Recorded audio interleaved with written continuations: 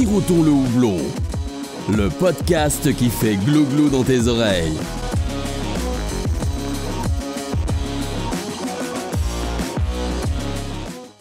Salut à tous, c'est Alexandre de Siroton le houblon.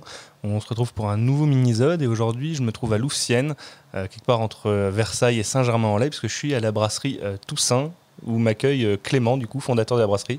Salut Alexandre. Salut Clément, et merci de m'accueillir du coup. Mini-sode, encore une fois, au sujet d'une brasserie. On va essayer d'évoquer un petit peu l'histoire de la brasserie, son actualité, son avenir et d'autres sujets si la discussion nous y mène. Du coup, est-ce que tu peux déjà un peu nous parler de ta brasserie? Quand est-ce que tu l'as créée? Ouais, alors du coup, la brasserie, moi je l'ai créée en 2016.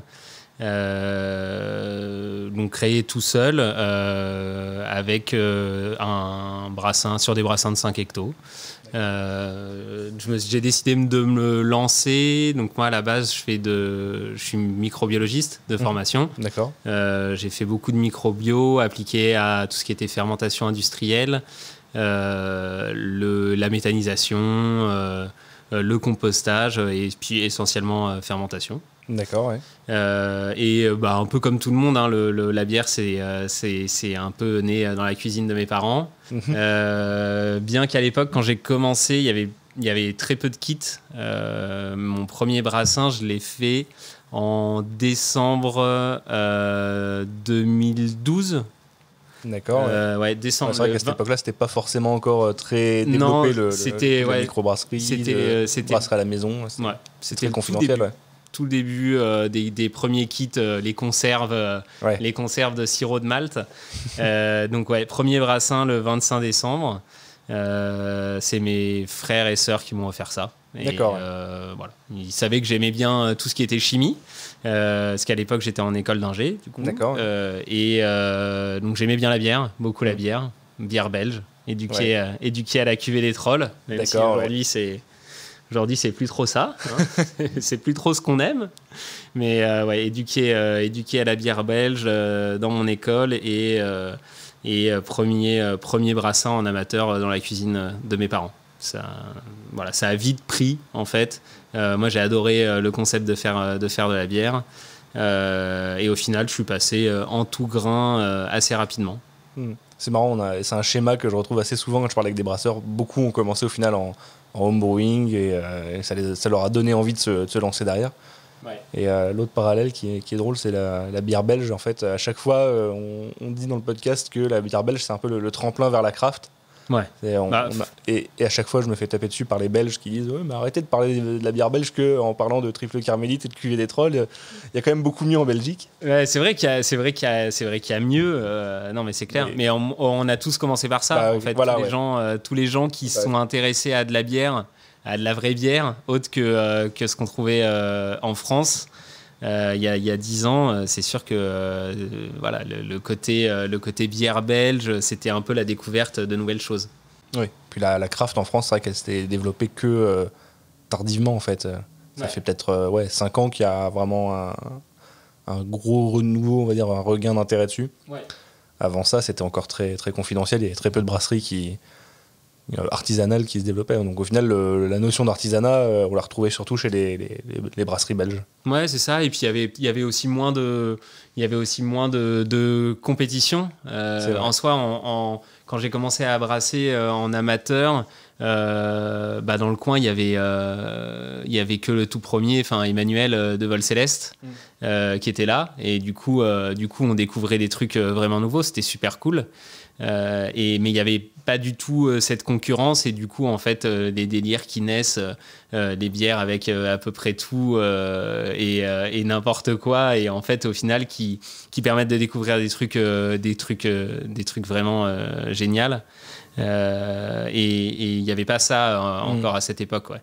C'est sûr que 2012-2014, il devait y avoir, je pense, 400, dans les 400 microbrasseries en France. Ouais, alors que là, on est quasiment à 2000, je crois, maintenant. Ouais. Donc, mais ce qui est génial, en fait, moi, je trouve ça génial qu'il y ait autant de microbrasseries, parce qu'on peut vraiment découvrir des trucs un peu fous, quoi. Ouais, clairement. D'ailleurs, je reviens un peu sur le parallèle que tu faisais avec les bières belges, parce que si on regarde le site de la brasserie, tu parles de la simplicité des recettes et que tu qualifies de bière de caractère proche de celle de nos voisins belges. C'est vraiment ce qui t'a inspiré quand tu t'es lancé ? Et ouais, exactement. En fait, ce qui m'a décidé de me lancer à plus grande échelle, c'est qu'on avait un bar dans notre école d'ingé où il y avait 12 becs, que de la belge, donc triple carmélite, QED, Troll, Delirium, les grands classiques. Et en fait, on a un semestre où le bar a fermé pour travaux. Et du coup, on n'avait plus de bière. Et c'est à ce moment-là que moi, j'ai développé la première recette que j'ai faite, qui est notre triple au miel. D'accord. Et qui, pour le coup, est vraiment 100% belge. D'accord. Et ça, c'est la première recette, du coup. Première recette qui a jamais changé. Et bien qu'aujourd'hui, même si moi, c'est pas ma préférée, quand les gens s'intéressent à la brasserie artisanale et s'intéressent à du coup notre brasserie parce qu'ils l'ont trouvé, c'est à côté de chez eux ou sur un référencement internet quelconque, et en fait ils commencent par celle-là, c'est souvent leur préférée de la gamme. C'est la porte d'accès au craft en fait. Ouais. Et en fait, au fur et à mesure, ils se disent tiens, je vais aller, c'est marrant, il a fait ça, je vais aller vers quelque chose d'un peu plus amer ou vers quelque chose qui est un peu plus léger en alcool, parce que sur la triple, on est quand même à 8 degrés. Oui. Voilà, on est sur vraiment le standard, une levure belge. Et ouais, de toute façon, je le cacherai pas, sur notre gamme classique. Moi, je me suis vraiment inspiré de ces bières belges que j'ai bu et avec lesquelles j'ai commencé dans le monde de la bière, quoi. Donc du coup, en fait, quand tu as créé ta brasserie, tu t'es lancé vraiment, on va dire, dans l'idée d'essayer de proposer une alternative à ces brasseries belges, mais made in France. Il y avait t'avais déjà, on va dire, une vision un peu plus craft, avec des bières un peu plus typées. Il y avait les deux. En fait, du coup, quand j'ai lancé en 2016, je me suis vraiment mis à fond. En fait, depuis 2014, j'avais mon business plan qui était prêt. J'avais tout créé en école. Il me manquait juste les sous. Donc, c'est pas donné de lancer une brasserie. Qu'il a fallu trouver. Je voulais absolument pas lancer en brassage à façon. D'accord. C'était un choix. Je voulais vraiment. Moi, ce qui me plaît dans la bière, c'est la fabrication. Donc je voulais pas le faire fabriquer par quelqu'un d'autre. Et du coup, il me manquait un peu d'argent pour lancer ça. Et il y avait déjà des 2014 et 2016 quand j'ai lancé, il y avait déjà quand même des brasseries qui se démarquaient, notamment Deck et Donohu, honnêtement, c'était au moment de leur plein boom. C'est vrai. Et en fait, moi j'aimais bien leur vision de proposer des trucs différents, enfin made in France, mais pas partir directement dans l'IPA ultra amer, être accessible, présent dans les restaurants. Et en fait, c'est un peu ça que je voulais faire. Et à l'époque, on avait aussi très peu de brasseries qui utilisaient du houblon français. Ça, c'était un truc que je trouvais fou. Parce qu'en France, on a du houblon, et quand tu vas au Canada, ils sont super fiers de brasser des bières avec leur houblon canadien. Alors bien sûr, ils font de l'IPA avec des houblons américains, etc. Mais en faisant le parallèle, moi j'aimais bien le côté aussi faire un truc accessible, une craft française qui ressemble un peu au belge, mais tout en utilisant aussi du houblon français. Donc c'est vrai que dans notre gamme classique, on utilise beaucoup les houblons français. Parce que je trouve qu'il y a des trucs super bien et que c'est sympa de les utiliser. Et c'était à l'époque aussi, quand je suis arrivé en 2016, c'était un peu différenciant parce qu'il y avait peu de gens qui le faisaient. Aujourd'hui, t'as beaucoup de brasseries qui les utilisent, et tant mieux. Ça veut dire qu'on va avoir des trucs super bien en France. Oui, parce qu'à l'image des brasseries en France qui se développent sur en plein boom, c'est vrai qu'on a les houblonnières qui sont en train de reprendre vie un peu aussi en France. Ça se redéveloppe. Tant mieux. Ouais, c'est ça. Et du coup, si personne leur achète leur houblon, voilà, c'est comme les maltes en fait. C'est comme les micro-malteries. Si tu achètes, si t'achètes pas français, du coup, on n'arrivera jamais à relancer cette filière et ça sera un peu un cercle sans fin. Et c'est aussi pour ça qu'on a fait le choix de pas se lancer directement en bio, parce que nous, on voulait se lancer en français. D'accord, c'est d'ailleurs sur ton site, j'ai vu que tu parlais de 98% de produits français. Ouais. Alors le site n'est pas ultra à jour, mais globalement, oui, tu restes. si tu prends une bière et que tu fais ton pourcentage sur même sur malt ou blond, oui, tu as 98% qui sont français, parce que notre malt est français. Oui. Mais après, voilà, on voulait aller au-delà et vraiment être pas que sur la matière première. Et tu vois, nos cartons, ils sont fabriqués dans le 78. Alors c'est sûr, on les paye plus cher, mais je trouve ça plus sympa. On essaye, pareil, que les étiquettes, elles soient imprimées en France. Et aujourd'hui, t'as beaucoup de concurrents de pays de l'Est ou même l'Espagne sur le carton qui sont beaucoup moins chers. Mais on a aussi fait le choix d'acheter en français, comme on a fait le choix d'avoir un utilitaire fabriqué en France. Voilà, non, l'idée c'était de se dire, et ça en donne encore plus de sens aujourd'hui après la crise du Covid, c'est que si personne n'achète français, forcément on n'arrivera pas à produire plus en France. Donc sur le site, c'était l'idée de base, et aujourd'hui c'est pour ça qu'on n'avait pas lancé le bio, parce que c'était à la base super difficile d'avoir des houblons bio français. Ouais. Et voilà, on voulait vraiment garantir ce côté français. Le houblon bio, français ou pas d'ailleurs, de manière générale, ça reste quand même une problématique pour beaucoup de brasseurs, je crois. Ouais. Et après, on est très limité si on veut faire du bio 100%. C'est ça. Et après pour moi, faire du... Je comprends la démarche. On peut avoir des dérogations sur les houblons pour pouvoir faire garder la certification sans pour autant être... C'est ça. Donc bon, après moi, je trouvais que ça faisait pas trop sens. Donc on va lancer là 2 bières en 100% bio. Pour lesquels on a réussi à avoir des houblons bio. Ouais, donc ça sera 100% bio et français. Okay. Donc ça, on est content. Alors quand tu t'es lancé, on va dire vraiment dans la brasserie de manière professionnelle, tu as commencé sur quoi comme matériel, comme capacité de brassage? On a commencé en 5 hectos. D'accord. Tu étais déjà dans le local où on est en ce moment ou... Ouais, c'est exact. Ouais. C'était le même local. Après, on n'utilisait pas tout. T'avais une partie là où aujourd'hui il y a la ligne d'embouteillage, c'était des bureaux. Aujourd'hui on n'a plus de bureaux, on a des palettes. Mais ouais, non, on a commencé en 5 hectos avec une capacité de 20 hectos en fermentation. Moi j'ai commencé tout seul et c'est ce qui m'a permis en fait au bout d'un an et demi de pouvoir me sortir un salaire. Pas un haut salaire, mais un salaire. Mais un salaire, c'est déjà ça. Mais en embouteillant, après, voilà, j'étais tout seul. J'avais un de mes frères qui m'a aidé sur tous les embouteillages. Et ce qu'on était à la main, Enol Master, 4 becs, 4 bouteilles par 4 bouteilles. Voilà, aujourd'hui, on est bien content de plus en être à ça.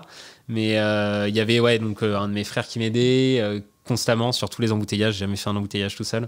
Et mes parents aussi à la fin qui à la retraite ont fait moult embouteillages tous les deux, un à la capsuleuse et l'autre à la tireuse. Il y a une histoire de famille du coup dans le lancement de la brasserie. C'était vraiment le but, même en utilisant le nom Toussaint qui est mon nom de famille. C'était d'en faire un peu comme les dynasties belges, d'en faire une histoire de famille. Et c'est vrai que en fait tout le monde m'a apporté cette touche. Il y avait le côté c'est eux qui m'ont offert le kit qui m'a permis de brasser.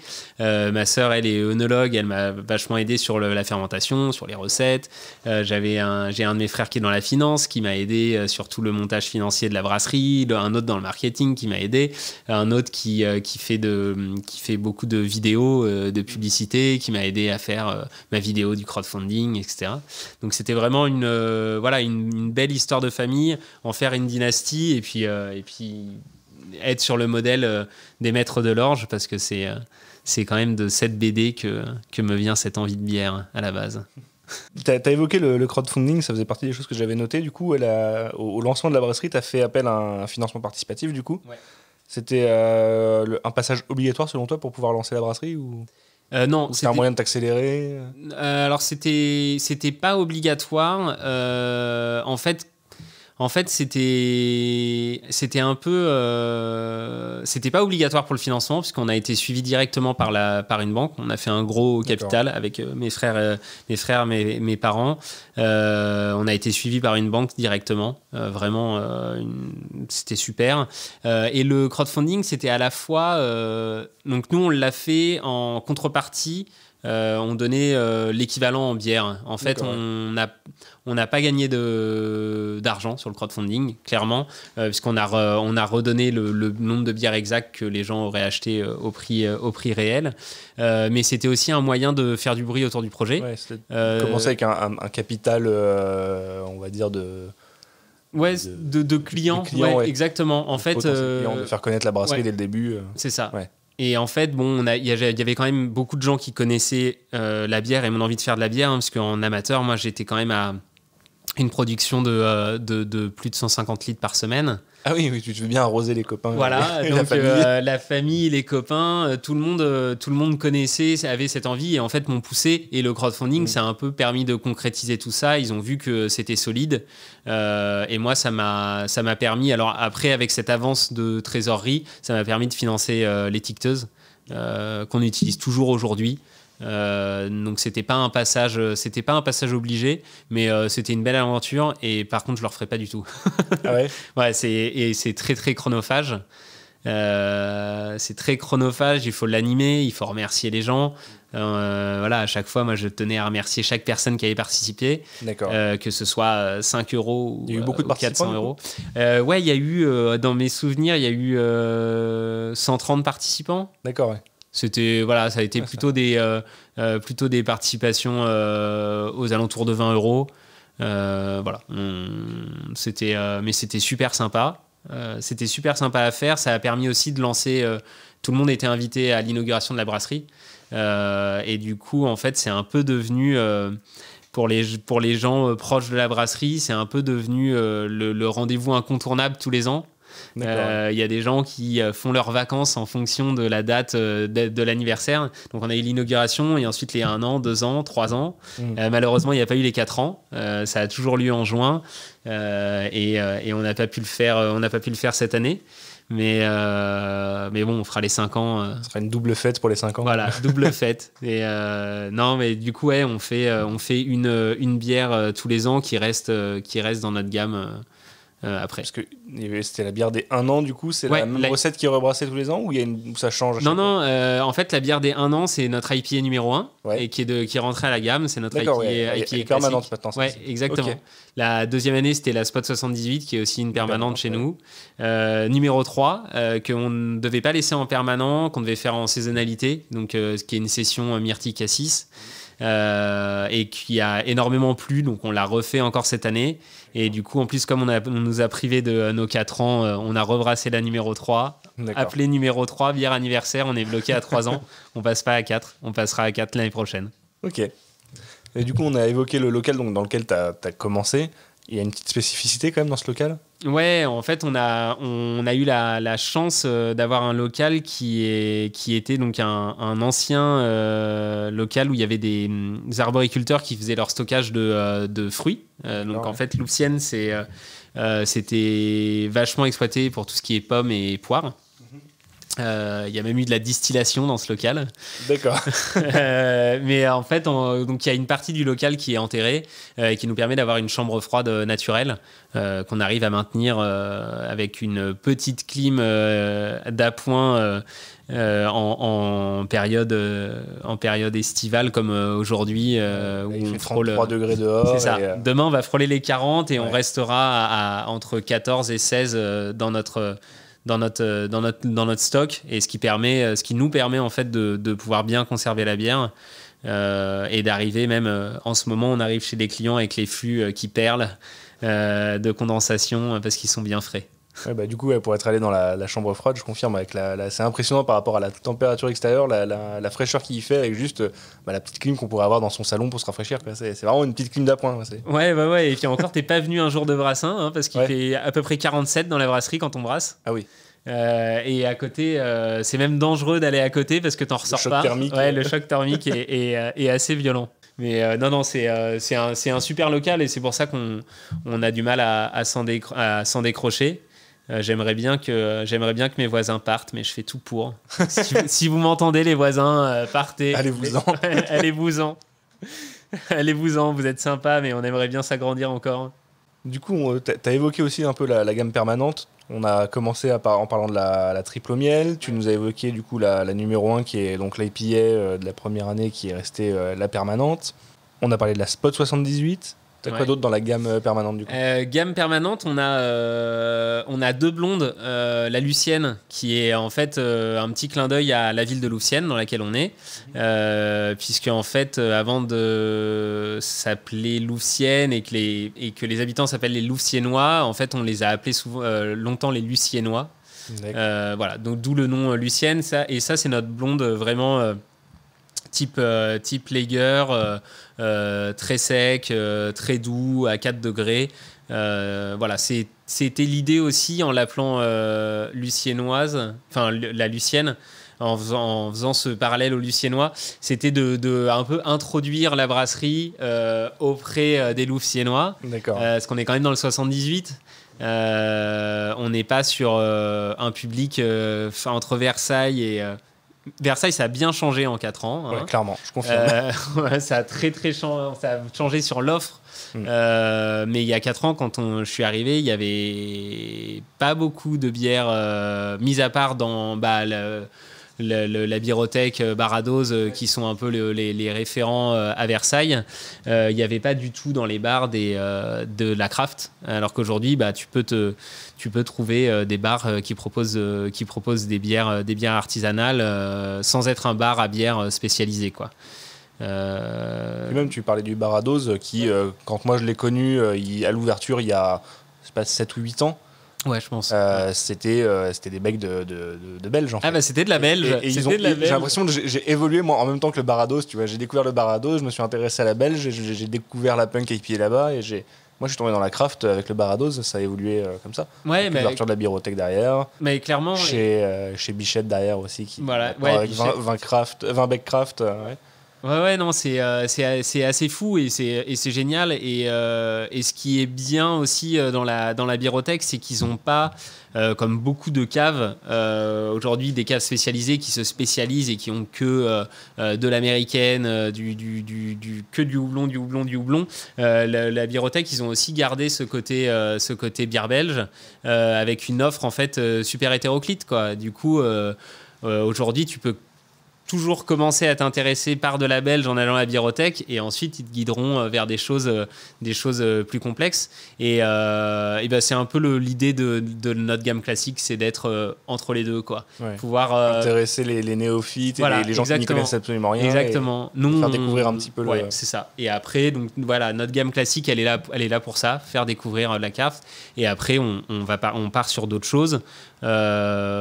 Toujours en étant limité par le matériel, hein, mais on part vers d'autres trucs et on essaye de faire des trucs un peu plus marrants.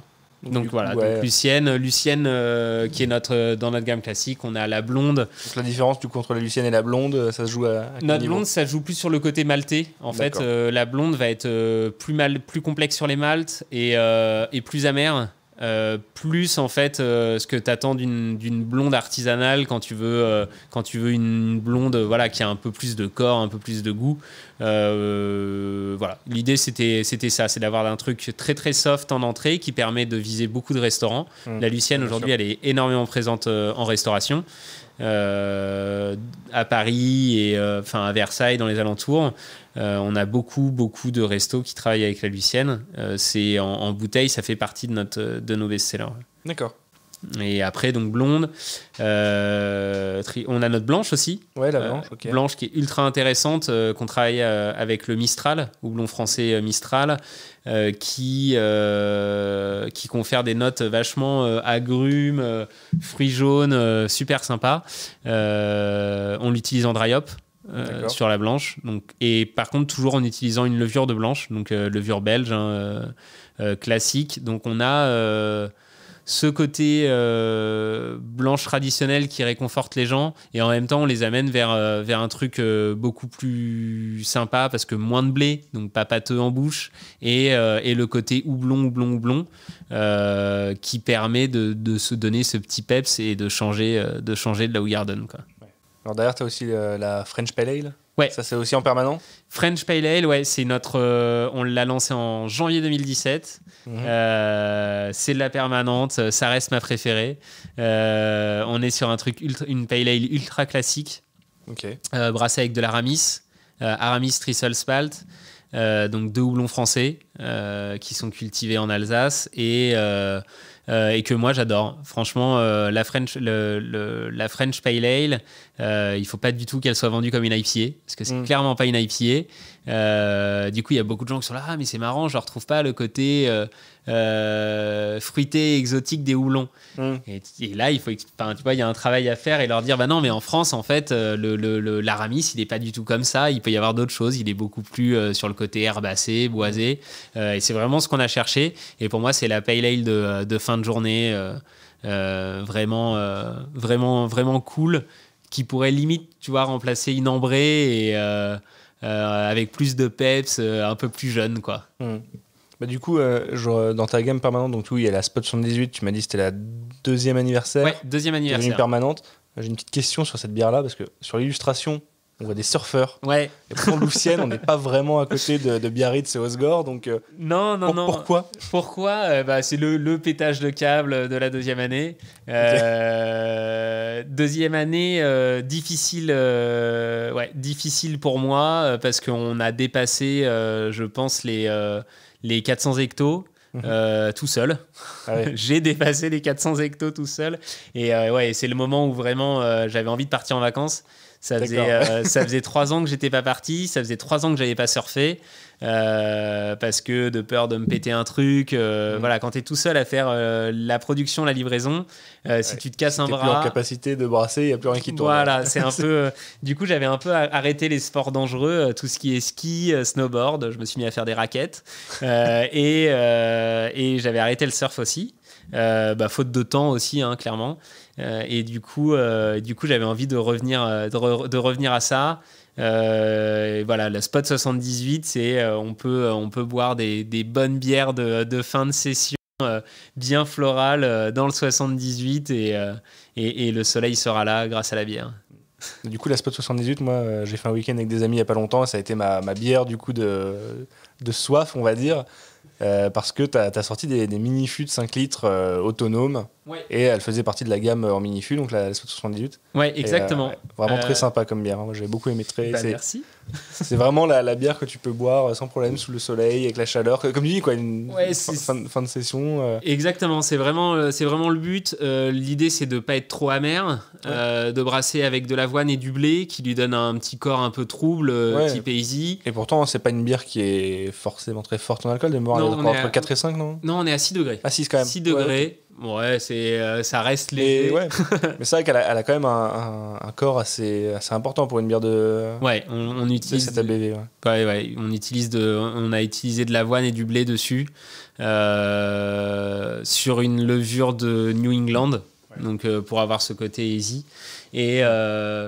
Et voilà, et sans être trop chargé, mais comme tu dis, moi l'idée c'était pas d'en faire la NEPA du siècle, mais plutôt t'as certains bars qui la vendent comme une blonde, assez florale, et ça marche super bien. Oui, parce que je pense qu'une personne qui connaît pas forcément la craft et les styles un peu exotiques, qui sont on va dire un standard pour nous maintenant, tu lui sers ça, c'est un mi-chemin entre une bière qui est accessible et déroutante.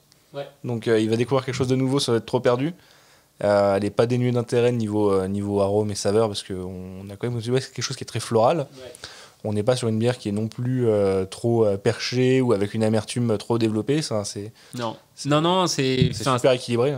Bah merci, c'était vraiment ce qui était recherché. Ça marche très bien. Elle marche bien, et du coup, pour rebondir sur les mini-fûts, ça a été... en fait, il a fallu faire un choix. Moi, les mini-fûts, ça fait et ayant été éduqué à la bière belge, dans ma coloc, on avait des mini-fûts de Delirium, et de Cuvée des Trolls, surtout. Mini-fûts de Cuvée des Trolls. Gros mal de crâne, assuré. Non, on avait ces mini-fûts et j'ai toujours voulu... Alors déjà en amateur, ça a été un moyen pour moi comme je faisais 150 litres par semaine, même si ma maman lavait gentiment les bouteilles, parce qu'on récupérait des bouteilles, même s'ils ont déjà reçu chez eux une palette haute de 2,50 m de bouteilles, ils ont un peu fait la gueule quand il a fallu la mettre dans le garage. Du coup, c'était aussi un moyen de pouvoir faire tester des nouvelles bières. Sur le fût de 5 litres, c'était génial. Tu remplis, quand t'as 20 litres, tu t'amènes ça en soirée. Ça m'a fait marrer parce que hier, on était dans un bar avec des potes et la serveuse amène la carte des bières et dit... bon, si vous voulez, j'ai de la Toussaint. Et mes potes étaient là, mais non, mais ça fait 10 ans qu'on en boit de la Toussaint, on va passer à autre chose. Mais du coup, ouais, j'ai fait toutes les soirées de mes potes avec des fûts de 5 litres. Avec plus ou moins de succès, il y en a beaucoup qui ont explosé, je te l'avoue. Ah ouais. Beaucoup en refermentation, c'était assez compliqué. Et du coup, j'avais un peu abandonné en arrivant sur la brasserie. Et j'ai repris il y a 2 ans les tests dessus. Ça marchait plutôt pas mal et en fait est arrivé le confinement et comme tout le monde on savait pas à quelle sauce on allait être mangé, on savait pas quoi faire forcément de nos fûts, en gros donc moi je suis revenu en février. J'ai fait un petit voyage en février éducatif sur la bière et quand je suis revenu, ils avaient bien bossé à la brasserie et on avait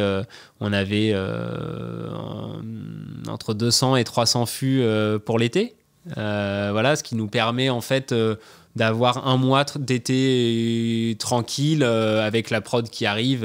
C'est le bon roulement. Et du coup, quand j'ai vu ça, ils étaient tout frais et on savait pas quoi en faire.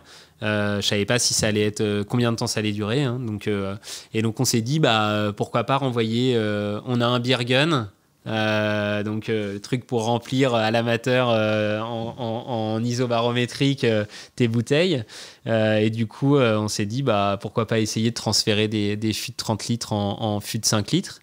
Et puis en fait ça a bien marché, ça a super bien pris. On en a vendu, je pense aujourd'hui on en a vendu un peu plus de 500, je dirais, 500 mini-fûts, ce qui est pas négligeable sur nos ventes. Et surtout en fait ça a bien fait parler de la brasserie.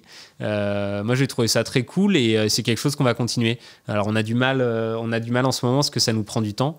On va recevoir une cuve qui va nous permettre de pouvoir en faire un peu plus, mais ouais, on va dédier je pense une de nos cuves au mini-fût de 5 litres. Et du coup sur le mini-fût il y avait quoi comme bref? Il y avait donc la Spot 78, c'était la FPA aussi, majoritairement Spot 78, parce qu'en fait comme tu l'as dit, elle peut être à la fois ultra accessible et un petit peu plus poussée pour ceux qui veulent quelque chose d'un peu plus poussé sur les houblons. Et du coup c'était le bon compromis, on en a fait beaucoup. On a fait la French Pale Ale aussi, et on a fait une de nos éphémères qui est la Love on the Beat, qui est une bière brassée avec de la betterave, du citron et du gingembre. Est-ce que c'est celle que tu es en train de boire? Et c'est celle que je suis en train de boire. Ouais. C'est une session à 3,5 degrés, super rafraîchissante. Et qui est bien en fin de journée, quoi, et qu'on a fait en collaboration avec des restos qui nous préparent, Restaurant Nous, qui nous préparent le gingembre, le citron, et c'est en vente dans leur resto. D'accord, donc gingembre, citron, betterave. Ouais. La betterave, elle est là pour la couleur. Alors, c'est vrai qu'elle est très c'est un doré. C'est un doré, ouais. Alors la couleur passe un peu avec la cuivrée. Ouais, là, elle est cuivrée. Elle est cuivrée et quand elle sort tout juste de la cuve, c'est vraiment rouge betterave. D'accord. Donc c'est super sympa. Et ouais, la betterave est là, ça lui apporte. On n'a pas le goût terreux de la betterave, on l'utilise juste en infusion. D'accord. Assez rapide. Et du coup, on est vraiment là pour la couleur et on est beaucoup plus sur le côté gingembre et citron. Ok. Alors, moi, je n'ai pas partagé cette bière parce que je suis pas un grand fan de gingembre et tu m'as dit qu'il se sentait quand même bien. Ouais. On est bien appuyé sur le gingembre, mais ce qui est sympa en été. Alors, par contre, est-ce que je peux parler de ce que tu m'as servi? Ouais, vas-y. Parce que du coup, tu m'as servi une bière que tu n'as pas sortie en fait. T'es un petit peu perfectionniste, on va dire, donc du coup, t'as pas voulu sortir une bière qui n'était pas aboutie. Ouais, exactement. Bah, pas abouti, mais en fait, on a eu des petits soucis d'eau pendant le confinement avec les changements de configuration sur les ions. Et du coup, on a un peu trop de mousse dans notre bière et du coup, on n'a pas envie de la vendre comme ça. Elle reviendra. Elle était trop belle pour la vendre comme ça. Elle reviendra à la perfection bientôt. Donc, c'est une blanche à l'abricot et au thym. Ouais. Et pour le coup, je trouve que ça marche très bien. Moi, comme je te le disais tout à l'heure, moi, j'aime beaucoup les plantes aromatiques, le thym, le laurier, ce genre de choses. Je trouve que ça marche très bien dans les bières avec des fruits. Abricot thym, ça se mélange très bien. Il n'y a pas de dominante du fruit trop sucré. Il n'y a pas de dominante de l'herbe trop aromatique, on va dire. C'est un très bel équilibre. Il y a un côté un petit peu saison au final dans le résultat. Et ouais, c'était très léger. Ouais, c'est 5 degrés quand même. Ouais, 5 degrés. Mais ça se boit très bien, c'est super. Ouais, c'est... Non, c'est sympa. Elle reviendra. Il y a quelques chanceux. Non, elle est en fût. En fût, on a pas de souci. Donc, il y a quelques bars qui la servent. En fût, ouais. Qui l'ont en fût. Mais ouais, les retours sont bons dessus et on la refera. Et ça me permettra de perfectionner encore le thym avec Guillaume, notre brasseur. Du coup, dans ta gamme d'éphémères, il y a pas mal de bières qui passent. Par contre, j'ai l'impression que tu n'es pas forcément dans le courant des bières pour beer geek. C'est pas chez toi qu'on va trouver beaucoup de sour, de pastry sour perché, d'imperial stout, ce genre de choses. Non. C'est pas ton dada. Alors, non, c'est vrai qu'on essaye de. Non, c'est ouais. En fait, sur la sour, on est en train. On a fait une recette, on va en sortir une là, une sour sur la fin de l'été.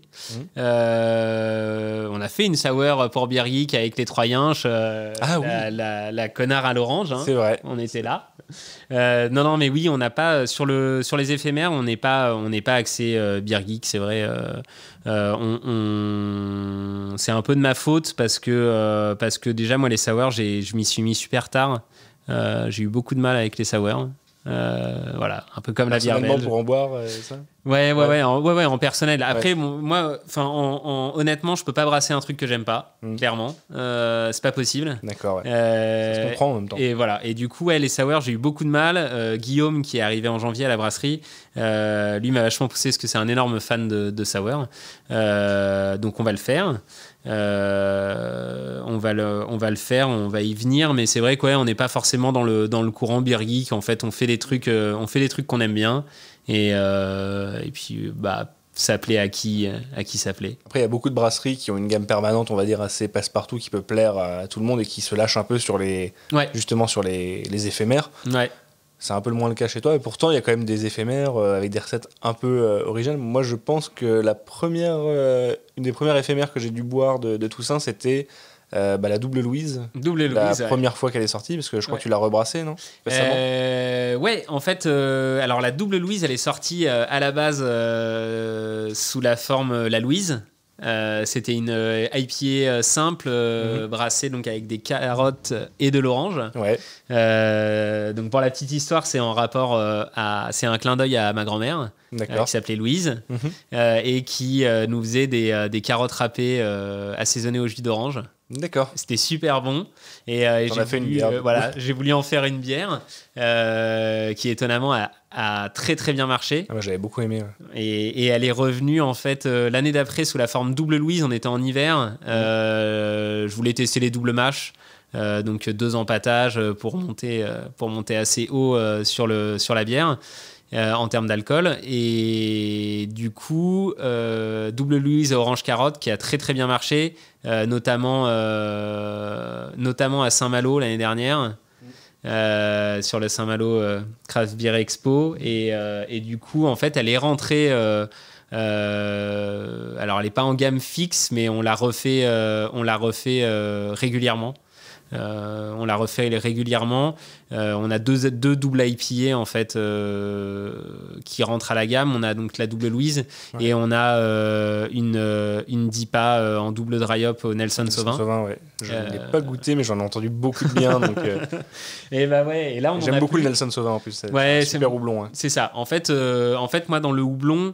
Ce que j'aime bien, alors, et peut-être pourquoi on tend pas sur les bières ultra trendy, c'est que j'aime bien utiliser des houblons pas très connus. Je t'avoue que Mosaïque, Citra, très bien, mais ça a quand même été revu, déjà vu, revu et mieux fait par d'autres, parce que clairement on n'a pas le matos. Aujourd'hui, on n'est pas en isobarométrique, donc tu vois, on peut pas avoir en termes d'oxydation, etc., la même chose que certains.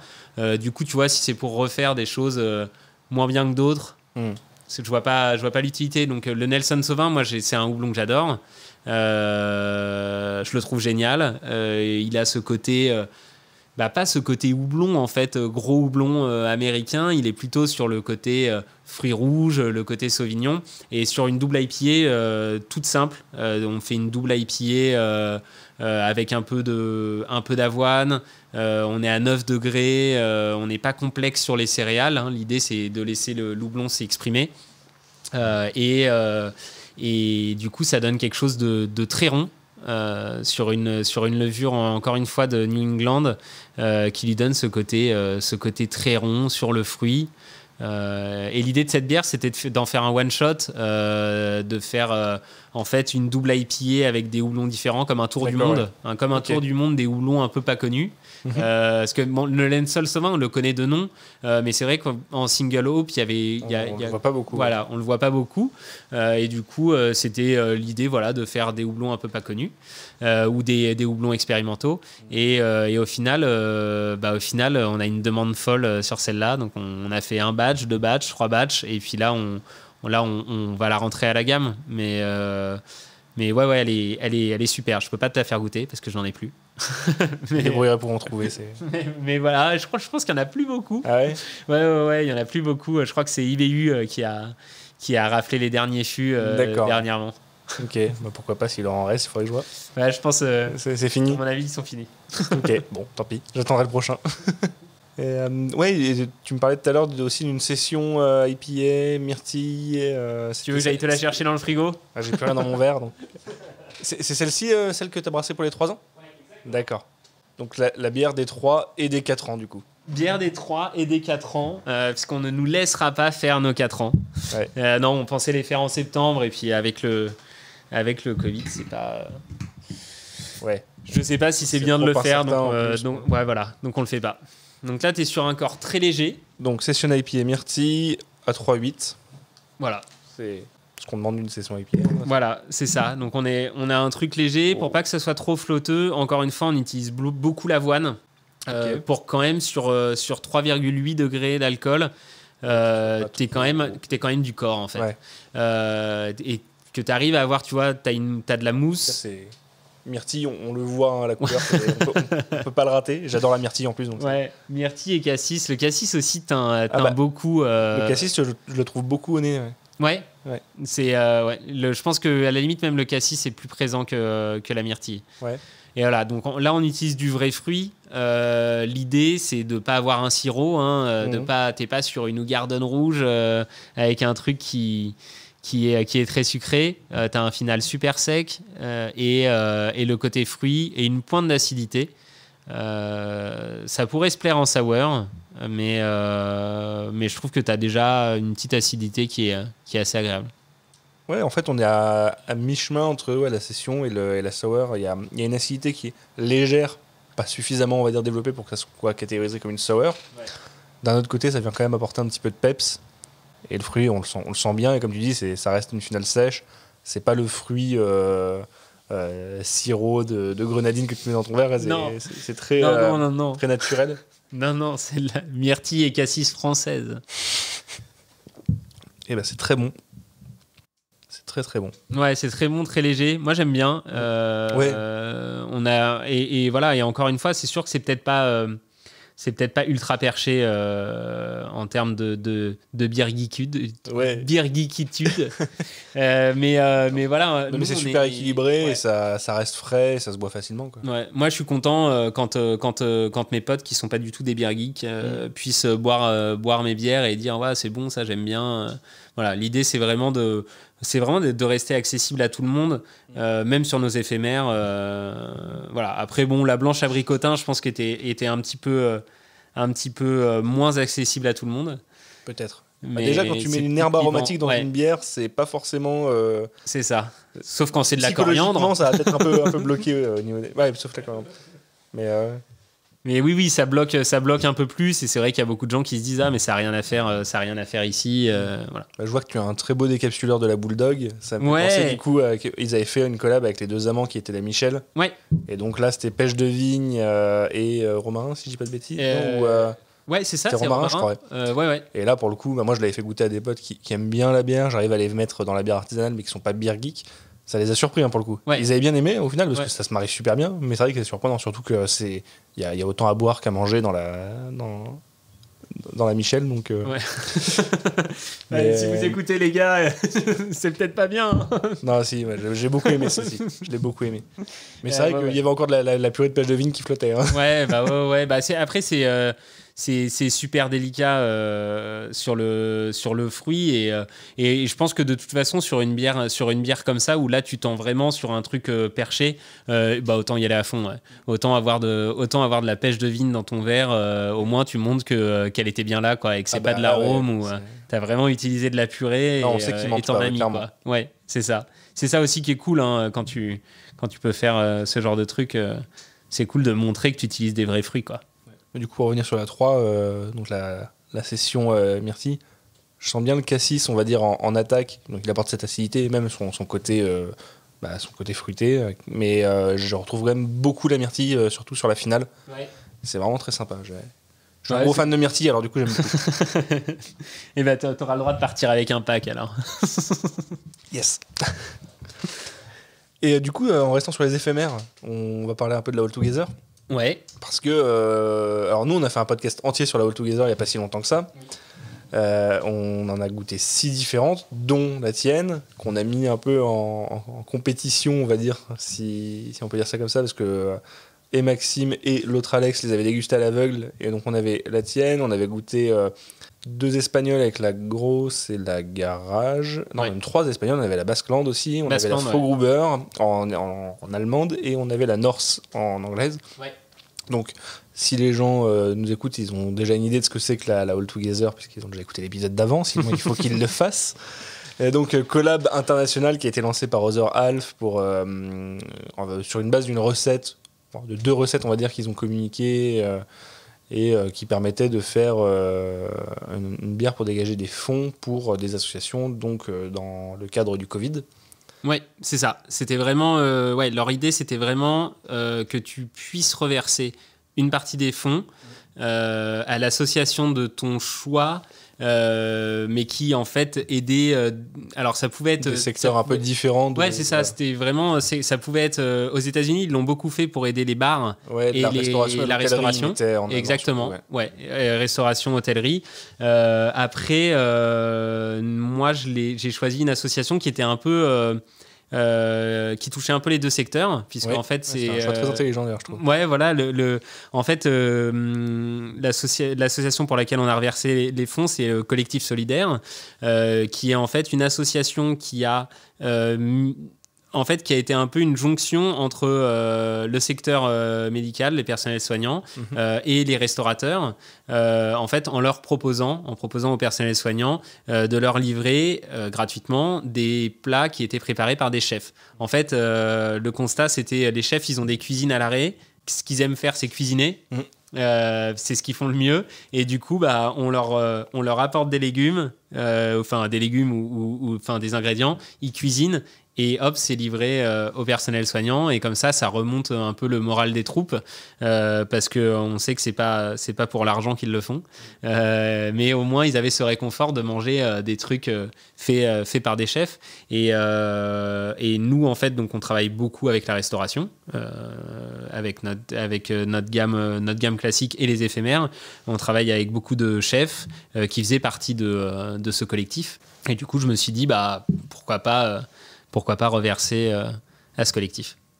On en parlait du coup dans l'épisode. C'était un choix très intelligent dans le sens où, comme tu dis, ça vient soutenir les deux mondes, le monde de la restauration et aussi celui du personnel soignant. Parce qu'à la base, All Together, ils voulaient soutenir un peu les oubliés de cette crise. Il y a beaucoup d'initiatives qui ont déjà été lancées pour les soignants. Eux, ils voulaient qu'on n'oublie pas aussi les milieux de la restauration qui étaient très impactés, forcément. Ouais. Donc toi, tu as trouvé le moyen de soutenir les deux mondes. C'était un peu les deux. C'est vrai que je pense qu'aux États-Unis, ils ont aussi été beaucoup moins soutenus par l'État, les restaurateurs. Certainement, ouais. En France, déjà, tu avais la chance, et nous, on l'a vécu à la brasserie, tu as la chance en tant qu'employeur de ne pas perdre ton équipe, puisque ton équipe était quand même payée, alors même si c'était pas 100% du salaire. Oui, il y a eu le chômage partiel. Il y avait le chômage partiel qui a été... honnêtement, ça a été mis en place... super facilement. En vrai, je veux pas dire qu'il y a eu des problèmes parce que je suis français et que j'aime bien rouspéter. Non, faut le dire quand ça va bien aussi. Et honnêtement, nous, ça s'est mis en place très rapidement et facilement. Et voilà, nous, il y en avait 2 au chômage partiel. Moi, en tant que dirigeant, j'avais le droit à rien, donc il a fallu que je fasse quelque chose. Et du coup, j'ai choisi de brasser cette All Together. Comment ça s'est passé pour participer, parce qu'en fait, au final, pour résumer, il y a eu plus de 800 brasseries, je crois, dans le monde, sur 50 États des États-Unis et je ne sais plus combien de pays dans le monde au total. Je crois que ça a balayé très très large sur les pays. Hein. Ouais. Et pendant le podcast sur la All Together, on s'était fait quand même la remarque que dans tous les pays, il y avait quand même des gros noms de la craft qui s'intéressaient. On a parlé de All Together en Allemagne avec Frogruber, et qui était en collab avec Sudden Death et je ne sais plus quelle brasserie, une 3e. Au Royaume-Uni, quasiment tout le monde en a fait. North, Northern Monk et tous les gros. En Espagne, on parlait de Basqueland, on parlait de Garage, ce sont des gros noms aussi. Aux États-Unis, n'en parlons pas. Et en France, et une brasserie en Nouvelle-Zélande qui me tient énormément à cœur, qui est Garage Project, et qui l'ont fait dans les premiers aussi. Et à côté de ça, en France, quand le projet a vraiment été annoncé avec les premières à peu près 500 brasseries, je crois, qui avaient été mis dans le projet, on n'avait que 3 noms. Et c'est vrai qu'au final, je crois que maintenant, on est peut-être à 7 ou 8 brasseries qui font partie du projet. Et je pense que les plus célèbres dans le lot, c'est, je pense, Azimut. Et ils s'y sont mis très tardivement. Je ne sais même pas s'ils l'ont déjà sorti. Ils devaient la sortir, je crois. Azimut, ils l'ont sorti la semaine dernière. La semaine dernière, ouais. Mais du coup, c'est vrai que nous, on s'est été étonnés de ne pas voir des grands noms. On a été les premiers. Hein, nous. Et vous aviez été les premiers, exactement. Et pendant très longtemps, en fait. Parce que même sur les 3 premières brasseries qui ont été annoncées, donc forcément, il y avait Toussaint, et il y avait derrière la brasserie Sagesse, je crois. En Normandie. Exactement. Et Icebreaker à Toulouse. Icebreaker, je ne sais pas s'ils l'ont déjà sorti. Je crois que quand on a enregistré le podcast, elle était encore en to be released, on ne sait pas quand. Sagesse, je crois que c'était pareil. Il y a peut-être une date à mi-juillet, donc peut-être qu'elle est sortie depuis. Mais en fait, quand tout le monde a fait ses premières releases, vous étiez dans cette vague-là, quoi. C'était. En fait, et en plus, nous, on l'a. En fait, ça s'est passé un peu au hasard. Je me souviens plus du nom. Je crois que c'est Culture Bière, le compte Instagram, qui m'a tagué sur la publication. En fait, la publication d'Other Half avait, je crois, 3 ou 4 jours. Ils m'ont tagué, ils ont tagué après les gros, ils ont tagué O'Clock, Piggy, Pain, tout ça. Voilà, et en fait, j'ai trouvé ça super cool. Et moi, j'étais un peu en phase. On est un peu tout le temps à 300 à l'heure à la brasserie.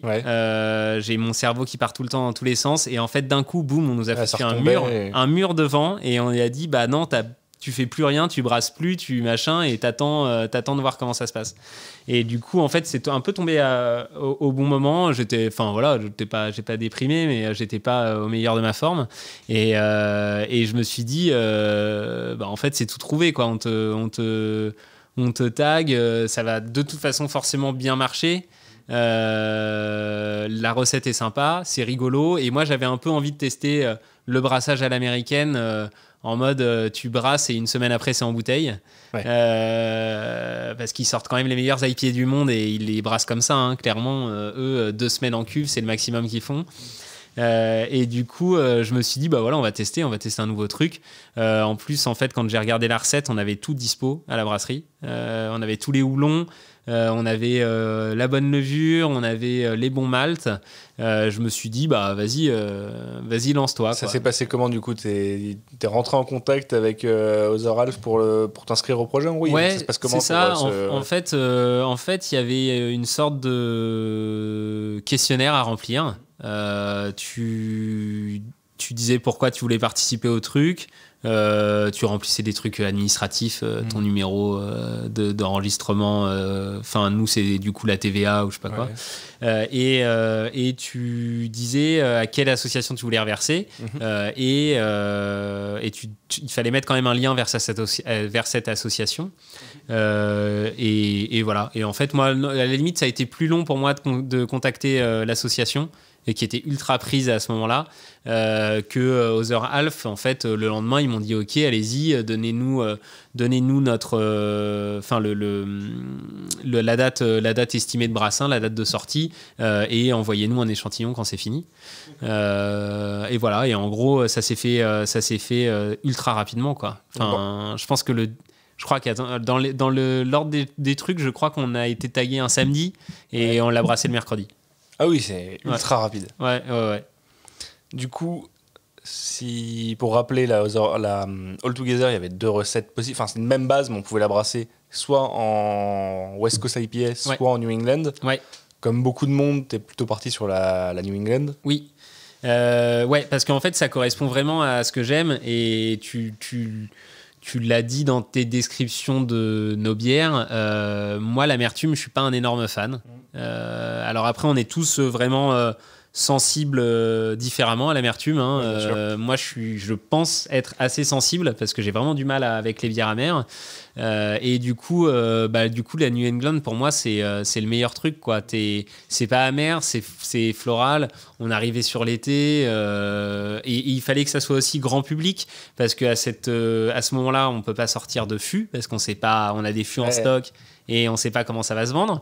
Et du coup, tu sors quand même 3000 bouteilles, quoi. Donc 3000 bouteilles en plein confinement, il faut les vendre. Et du coup, il faut que ça parle à tout le monde. Et moi, je trouve que la New England parle plus facilement qu'une West Coast. Clairement. Déjà, tu parles au Beer Geek, New England, il se rue dessus. Voilà. Et après, gustativement parlant, je pense que c'est plus adapté au palais d'un néophyte qu'une West Coast. Ouais.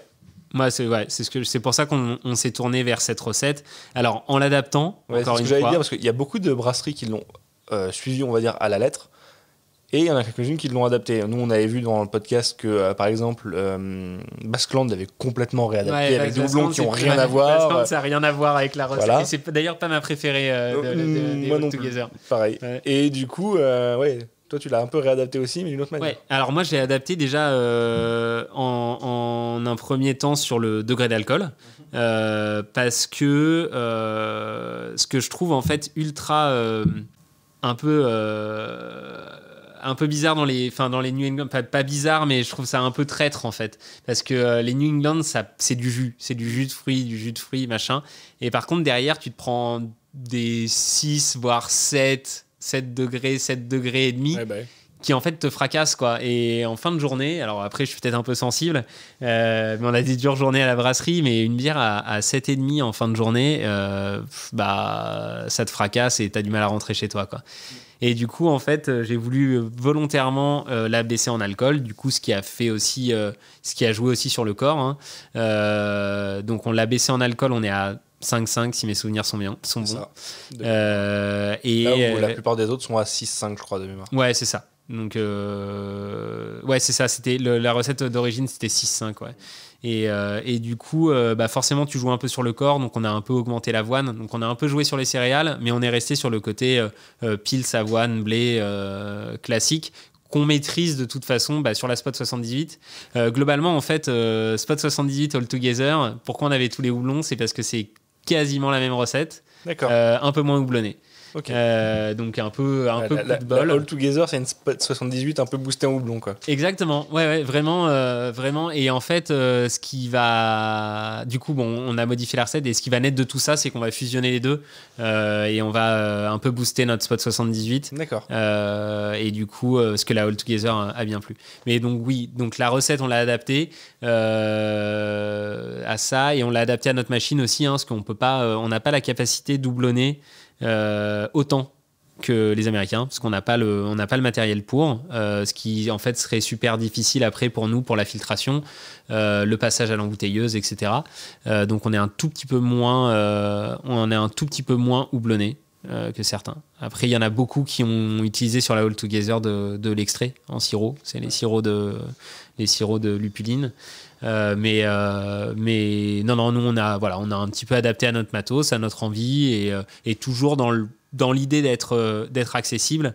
Et tu vois, aujourd'hui, elle est vendue chez les cavistes, elle se vend hyper bien, même à un public de 78, non beer geek. Et ce qui est cool, parce qu'elle plaît aussi, moi j'ai eu des appels de cavistes qui ont une population très beer geek et qui m'ont dit, nous on l'a préféré à tel All Together de machin. C'est un écho que j'ai beaucoup eu aussi. C'est un écho que j'ai beaucoup eu d'autres beer geeks qui m'ont dit, la Toussaint était ma All Together préférée, elle était plus équilibrée.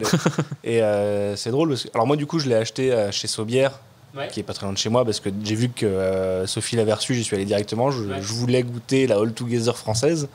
J'ai pas été déçu du coup. Et quand on a fait le podcast après, avec moi je la connaissais déjà du coup, et comme je servais, j'ai pas fait la dégustation à l'aveugle, mais j'ai servi donc à Maxime et Alex à l'aveugle les All Together.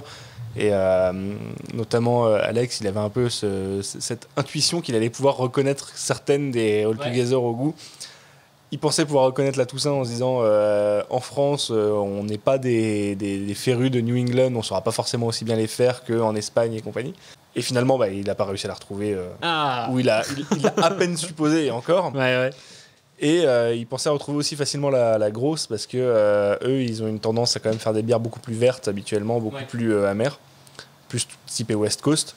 Et du coup, les voir faire une New England, ils se disaient, je vais quand même pouvoir la reconnaître. Et en fait, il n'a pas non plus trouvé. Tu vois. Et ils l'ont fait... pour moi, elle fait partie des meilleures. Je suis d'accord avec toi. Et elle est vraiment, vraiment cool. Tu vois, Frau Gruber, c'était too much. Moi, je l'ai beaucoup aimé aussi, mais elle était beaucoup plus ronde. C'est ça. Dans leur style, quoi. Oui. C'était vraiment rap. Et après, les autres, c'était...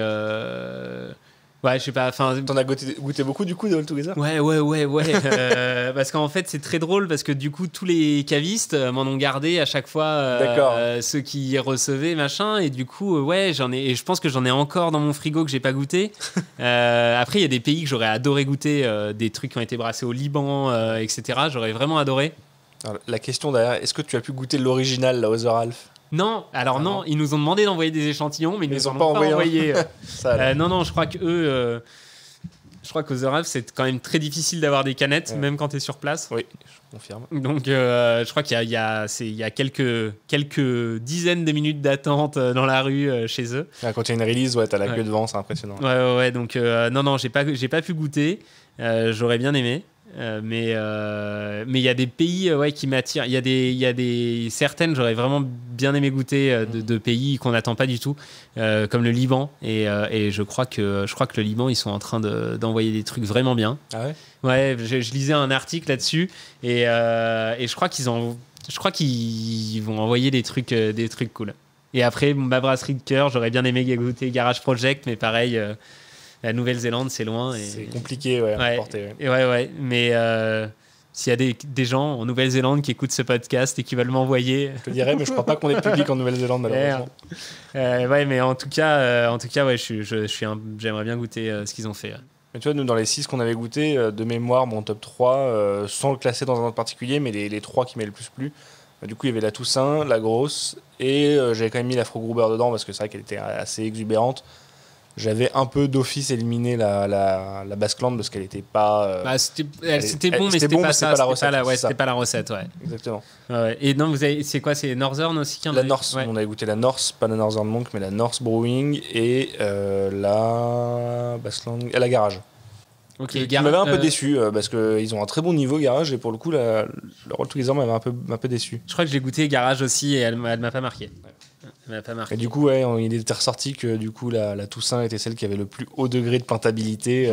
Ouais. Et c'est ce que tu recherchais au final. Mais exactement, c'est ce que je recherchais et c'est ce que je recherche. Moi il y a quand même un truc qui ça se voit globalement dans ta gamme. Hein. T'as des bières qui sont faciles à boire.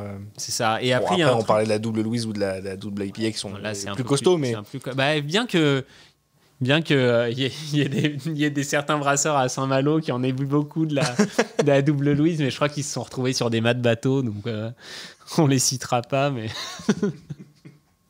mais non, c'est le but, parce que c'est vrai que moi j'ai un peu en fait j'ai de plus en plus de mal et c'est pour ça aussi que je me tourne vers de plus en plus vers la sour, parce que j'ai de plus en plus de mal sur les grosses IPA qui te râpent la gorge et qui sont très lourdes et au final c'est pas les trucs que je préfère, donc c'est pas forcément les trucs que je brasse. Mais du coup, la All Together, tout ça, en fait, c'est un petit peu la NEPA à la française, tu vois, un peu raffinée. C'est gentil, mais moi, ça me plaît. Ça me plaît que tu dises ça. Mais c'est ça. C'est pas bourrin. C'est pas bourrin. Et je pense que c'est ce qu'il faut pour. Parce que le but, quand même, c'est qu'on ait le maximum de gens qui se tournent vers la craft. Et si tu leur proposes des trucs qui partent. Qui partent dans un peu tout et n'importe quoi ou des gros trucs, et ils vont pas tous se tourner vers ça. Et puis en plus, encore une fois, il y a des gens qui le font très bien en France et je leur laisse. Je vais faire un peu l'instant promo, mais je sais pas si tu connais le podcast Binous USA. Non. C'est deux francophones, deux Français qui sont installés en Louisiane et qui font un podcast sur la bière et de manière générale tout ce qui tourne autour de la culture locale, cajun et compagnie. Et donc forcément, ils boivent à chaque fois des bières locales, des bières américaines, des trucs très chargés, comme tu dis. Ils ont une notion de l'IPA qui est un peu différente de la nôtre. J'avais échangé avec eux et je leur avais fait parvenir quelques bières françaises parce qu'au final, ils y vivent depuis un petit bout de temps et ils n'ont pas vraiment la notion de l'évolution du monde de la craft en France. Ouais. Je leur avais envoyé du coup quelques bières qui venaient d'Île-de-France. Et c'est très drôle parce qu'ils trouvaient du coup un côté très raffiné dans la bière française. Ouais. La French Touch, alors ils trouvaient ça très bon et du coup très différent de ce qui se fait aux États-Unis avec un côté beaucoup plus subtil, beaucoup plus délicat. Ouais, et que tu retrouves ce côté subtil et délicat que tu retrouves au Canada. D'accord. T'as quand même c'est vrai qu'on connaît moins à part quelques gros noms comme Dieu du ciel ou ce genre de choses. Ouais. Mais non, t'as des trucs. Moi, j'ai fait un tour au Canada et tu trouves du coup, voilà, tu trouves vraiment des microbrasseries partout. Oui. Et en fait, ce qui m'a marqué. Parce qu'en France, c'était il y a 2 ou 3 ans, et on était sur le plein houblon, amertume, machin. Et en fait, t'as une scène là-bas qui ressemble beaucoup à la scène française, je trouve, où c'est ça, t'es plus raffiné. Ils utilisent des houblons qu'ils cultivent eux-mêmes. Les houblons, je les trouve très proches des houblons français. T'as certains houblons, je retrouvais vraiment, il y a certaines bières, je retrouvais la FPA, tu vois, le côté aramis, résineux, boisé, mais subtil. Et c'est vrai que t'as ça au Canada, et c'est super différent, je trouve, de la scène US, pour le coup. Ouais. Et c'est assez intéressant, du coup. Au final, c'est vrai que la scène US, elle n'est pas forcément très réputée, pas très connue en France, dans le sens où c'est pas forcément facile de l'importer. Mais ce qu'on peut y goûter, c'est toujours très punchy, que ce soit dans les IPA, alors soit les NEIPA ultra rondes, ultra juteuses, les West Coast très amères, ou même eux, quand ils se mettent à faire de la spontanée, qui est toujours très marquée, très... Ouais, c'est vrai que la bière subtile aux États-Unis, on la connaît pas trop. Ouais, c'est vrai que ça se trouve, il y en a, hein, elle n'est pas chez nous. Oui, c'est ça. Non, après, je pense que aussi, ce qui est importé, c'est ce qui marche aujourd'hui en France, et ce qui marche, c'est la grosse double IPA ou la grosse NEPA, quoi. Clairement. Du coup, on a un peu parlé de tout ce qui a fait le passé et le présent de Toussaint. Qu'est-ce qu'il y a dans l'avenir de prévu Dans l'avenir, on a pas mal d'idées en tête. Déjà, tu me parlais tout à l'heure que ça va un peu s'agrandir, que tu vas avoir des nouveaux fermenteurs qui arrivent. Ouais, alors on continue à s'agrandir dans l'espace qui reste. On joue un peu à Tetris. Ouais, l'idée c'est de faire 50% de plus de prod l'année prochaine, donc être sur les 1500 hectos l'année prochaine. Et puis avant le passage à un outil beaucoup plus gros. Qui normalement était prévu pour septembre 2021 avant le Covid. Et après Covid, on sera plutôt sur début 2022. Donc, outil plus gros. On reste toujours à taille humaine. Et l'idée, c'est d'être un peu plus ancré au niveau local avec un brewpub, beer garden. Voilà, un truc qui va nous permettre de à la fois s'étendre sur le territoire national, produire plus, tout en restant limité quand même. On se met une limite max qu'on ne veut pas franchir, et en même temps l'ancrer un peu plus en local, avec être encore plus proche, avoir une boutique, un brewpub. Pouvoir vraiment accueillir les gens et montrer, toujours dans le souci de transmettre, montrer que voilà, on fabrique ça sur place, que c'est vraiment fabriqué ici, qu'on commande pas nos fûts, mais voilà, qu'on fabrique et qu'on le fait avec des céréales, et puis pouvoir être aussi plus proche du public, hein, comme tu l'as dit, on n'est pas accès Beer Geek, mais pouvoir aussi expliquer pourquoi on veut faire une gamme plutôt accessible. Quand tu te je perds mes mots, quand tu ne parles pas, on va dire, à un public Beer Geek, mais plus généraliste, c'est là que tu as le plus d'éducation à faire, que le contact avec la personne est le plus important, pour lui montrer qu'est-ce qui fait que ta bière est artisanale, elle est produite sur place, qu'est-ce qui la différencie d'une industrielle, qu'est-ce que tu vas apporter. Exactement, et puis que c'est un vrai travail, tu vois, et c'est vrai qu'on a un peu aussi tendance à perdre cette idée du boulot derrière, parce que même si, je sais pas, tu sors une bière qui plaît pas forcément à tout le monde, derrière il y a du taf, quoi. C'est des horaires de 12 heures par jour, voilà, c'est tout le temps de travail, et l'idée vraiment avec la future brasserie, c'est de pouvoir montrer aux gens aussi, être plus visible qu'aujourd'hui, sur le fait, voilà, il y a du boulot. C'est du travail, c'est de l'artisanat, on est une équipe à taille humaine, et on va essayer de produire ce que nous on aime avant tout, et on va essayer de le faire au mieux. Ça a l'air top en tout cas. Et du coup, ça devait être prévu fin 2021, ça sera plutôt... Ouais, c'était plutôt normalement septembre 2021, et on sera plutôt sur un début 2022, si tout va bien. Ça implique un changement de local, du coup ? Ouais, changement de local. On reste dans le même lieu. Je tairai le lieu jusqu'à ce que... Parce que tu sais déjà où tu iras. De construire. Ouais. On a tous les plans. Okay. On a tout... Le projet est déjà bien Ouais, ça va faire 1 an qu'on travaille dessus. D'accord. Le projet est déjà lancé. Mais voilà, je préfère prendre mes précautions et dire que ce ne sera pas avant janvier 2022. Évidemment. Voilà, et on aura peut-être une bonne surprise. Ok. Je sais pas si tu as d'autres choses à rajouter, parce que sinon, la question, on va dire, de la fin, c'est souvent, mais comment on trouve de la Toussaint et où on trouve de la Toussaint pour les gens qui veulent en boire maintenant ? Alors, où on trouve de la Toussaint ? Déjà, pour les gens qui habitent autour, on a une boutique qui est à 100 mètres de la brasserie, qui n'est pas collée à la brasserie, parce qu'on n'a plus de place ici, comme tu peux le voir. Ouais, non, c'est bien chargé, en effet. Mais du coup, on a une boutique à Louvciennes, donc il y a l'adresse de la boutique sur notre site internet. Et on a quelques partenaires en envoi dans toute la France. Type Find the Bottle, pour pas les citer. Là, encore une fois, tout est sur notre site quand il est à jour. Je m'en occupe bientôt.